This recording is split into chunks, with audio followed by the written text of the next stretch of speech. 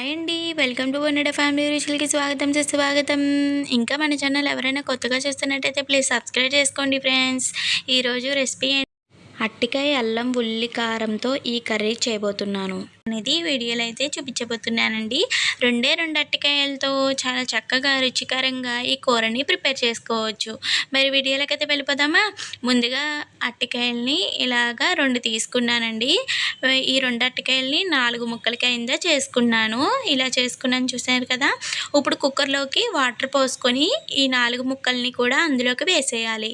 ఇలా వేసిన తర్వాత ఇందులోకి కొద్దిగా కల్లుప్పు ఉంటుంది కదా, కల్లుప్పుని అయితే వేసుకుంటున్నాను. అలాగే కొద్దిగా చిటికెడు పసుపును కూడా వేసుకుంటున్నాను. సో ఇలా వేసుకున్న తర్వాత ఇప్పుడు ఇలా బాగా కొద్దిగా కలిపి ఇప్పుడు స్టవ్ మీద పెట్టేయాలి. స్టవ్ మీద పెట్టేసి కుక్కర్ మూత పెట్టేసుకొని హై ఫ్లేమ్ పెట్టుకొని 2 విజిల్స్ అయితే రాణించుకోవాలి.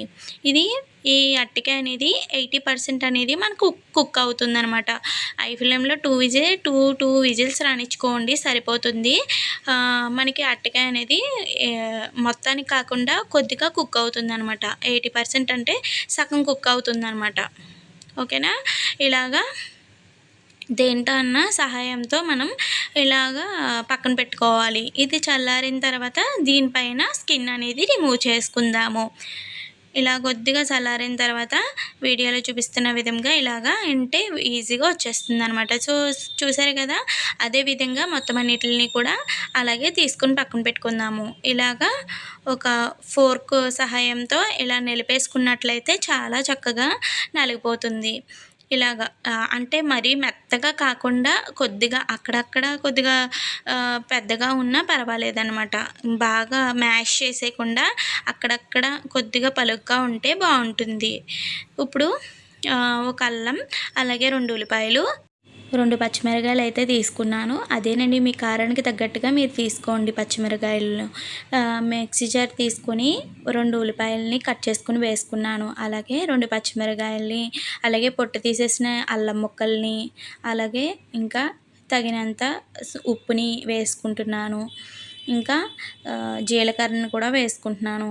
ఇదంతా కూడా మూత పెట్టేసుకుని పేస్ట్ చేసుకుని పక్కన పెట్టుకోవాలి.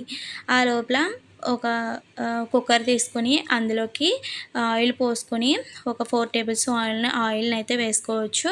తర్వాత పోపు దినుసులు వేసుకోవాలి.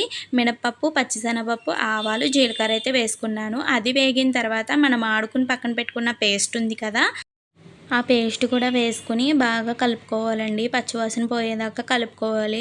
ఆ తర్వాత చిటికెడు పసుపును కూడా వేసుకుని ఆయిల్ పైకి తేలేంత వరకు కూడా కలుపుకోవాలి. అప్పుడే మనకి కర్రీ టేస్ట్ అనేది బాగుంటుంది. సో చూస్తున్నారు కదా, వీడియోలో చూపిస్తున్న విధంగా బాగా వేగించుకోవాలి. ఇది వేగిన తర్వాత ఇప్పుడు మిక్సీ జార్లోకి కొద్దిగా వాటర్ పోసుకొని ఈ వాటర్ని ఈ కూరలోకి అనేది వేసుకోవాలి. లైట్గా పోసుకోవాలి.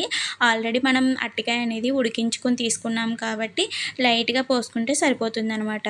మనం ఇందాడ మ్యాష్ చేసుకుని పక్కన పెట్టుకున్నాం కదా అట్టికాయని, అదనేది ఇందులోకి కూరలోకి అనేది వేసుకోవాలి.